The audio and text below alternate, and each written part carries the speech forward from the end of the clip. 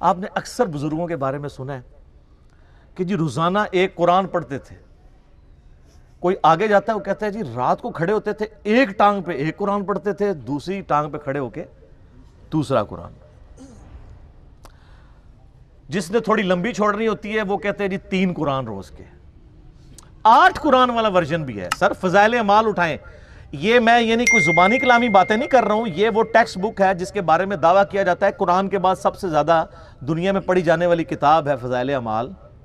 میں تبلیغی جماعت سے بڑی محبت کرتا ہوں, آپ کو پتہ ہے. جہاں پہ علمی اختلاف ہے میں ضرور ریکارڈ کرواؤں گا.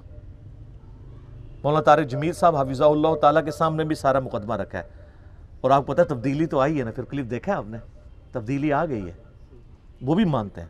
لیکن ان بیچاروں کا جتنا زور چلتا ہے اتنی بات کر سکتے ہیں.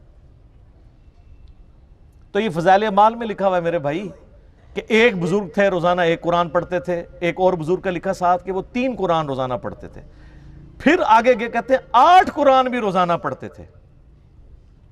اور پھر لکھا کہ امام ابو حنیفہ رحمہ اللہ تعالی رمضان شریف میں 61 قرآن پڑھتے تھے.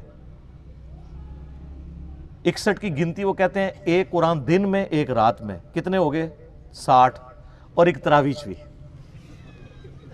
ہاں جی, ایک 8 تھا, پھر تاک کرنا تھا نا انہوں نے.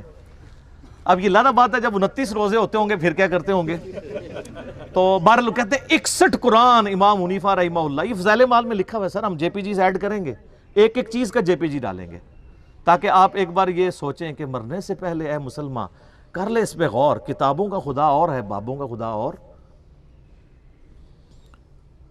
یہ بابوں کا تعارف ہے قرآن کے حوالے سے, اور ایک کتابوں کا تعارف ہے.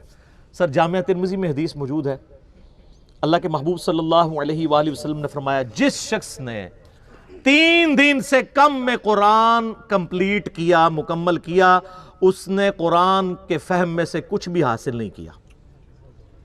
یہ ان کو کہہ رہے ہیں جن کو عربی آتی تھی, تو آنو دے عربی آندی بھی کوئی نہیں.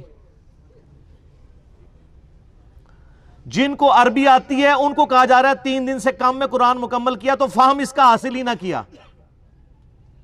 تو یہ جو 8 قرآن روزانہ کر رہے ہیں یہ کس سنت پہ عمل کر رہے ہیں؟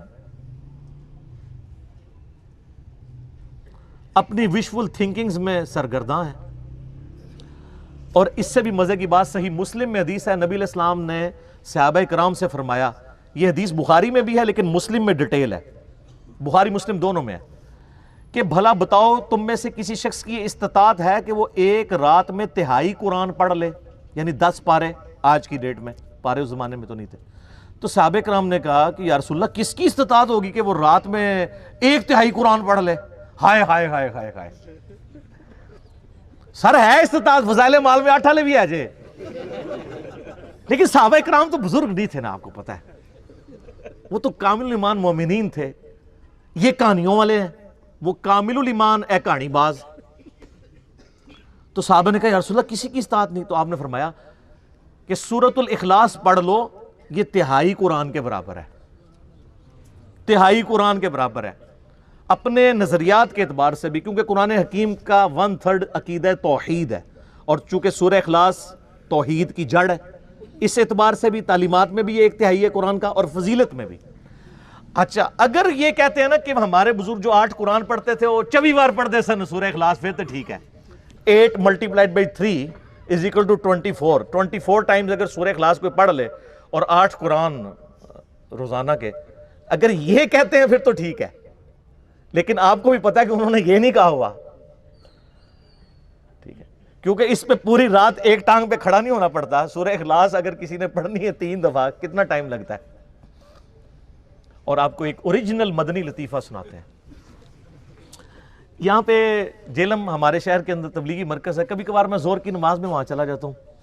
تو زور کی نماز کے بعد نا فضائل اعمال کی تعلیم ہوتی ہے.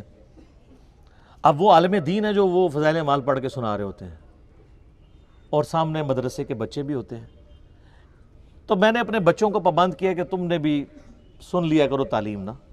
اب میرا ایک بچہ ماشاءاللہ 10 سال کا ہے اور ایک آلموسٹ 11 سال کا. تو یہ میں 5-6 مہینے پہلے کی بات کر رہا ہوں. تو ہم درس سن رہے ہیں نا, تو یہی والا جناب وہ فضائل قرآن والا آ گیا جی, ایک بزرگ 3 قرآن روزانہ, ایک 8 قرآن, اور یہ 61 قرآن. اب میں جب بیٹھا ہوا درس سن رہا نا تو میں بچوں کی طرف دیکھ رہا، میں نے کہا کہیں یہ بھی وہی تو نہیں سوچ رہے جو میں سوچ رہا ہوں. تو خیر بعد میں ہم جب موٹر بائک پہ بیٹھے، میں گھر آنے لگا تو میرا بچہ مجھے کہتا ہے احمد، کہتا ہے بابا یہ باقی باتیں تو ٹھیک تھیں، ایک بندہ روزانہ 3-8 قرآن کیسے پڑھ سکتا ہے؟ تو میں نے کہا بیٹا یہ کہانی تھی، اس کو چھوڑ دو، باقی باتیں لے لو. لیکن میں یہ سوچ رہا تھا کہ 80 لوگ اس عمر ہی ٹگے ساں ڈنگر، کیونکہ ہماری تربیت نہیں ہوئی تھی. اور آج کل کے بچے سوچتے ہیں، کیوں سوچتا ہے؟ اس نے قرآن کئی دفعہ مکمل کیا، اسے پتہ ہے یہ اتنی موٹی کتاب ہے، یہ 8 دفعہ روزانہ کیسے پڑھی جا سکتی ہے؟ اب لاکھ کسی کو کہتے رہے جناب انج کر کے پڑھ لی تو انج کر کے پڑھ لی، کیسے منوائیں گے؟ اور میں نے تو احادیث سے ثابت کر دیا کہ صحابہ کرام علیہم رضوان بھی کہہ رہے ہیں کہ کس کی ہمت ہے کہ رات میں تہائی قرآن پڑھ لے. تو نبی علیہ السلام نے وظیفہ دیا ہے سورہ اخلاص کا. تو ہم تو یہ ساری مثالیں آپ کے سامنے اس لیے رکھتے ہیں کہ آپ کم از کم مرنے سے پہلے اے مسلمان